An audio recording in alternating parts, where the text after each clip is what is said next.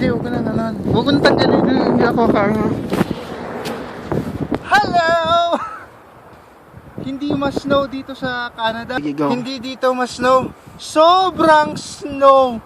Fuck! Yan o. Hindi siya malamig. Sobrang lamig! Bye! Lakad ka doon, lakad. I-videohan kita. Saan? Yan. Yung gloves mo nalaglag. Yan, okay. Lakad ka na ng lakad. Anong gagawin? Lalakad? Yan. Hanggang matapos. Yan, ganito ang trabaho namin dito. Pagkatapos ng graveyard shift, we're going to walk about 5 to 10 minutes going home. So, yan. Ito ang buhay sa Canada. Kala nila masarap, pero malamig. Nga pala, kotse ko.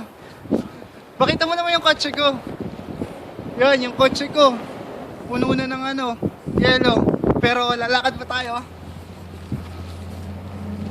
Lakad. Tapos, tawid.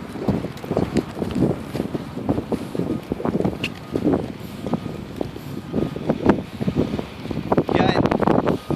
Ganito ang buhay sa Canada. Lakad lang ng lakad hanggang makauwi. Yan. Nga pala, mga paupahan kong bahay.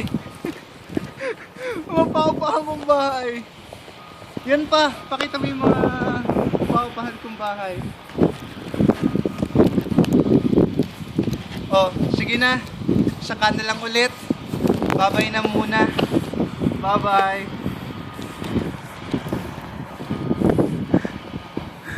Yan mo,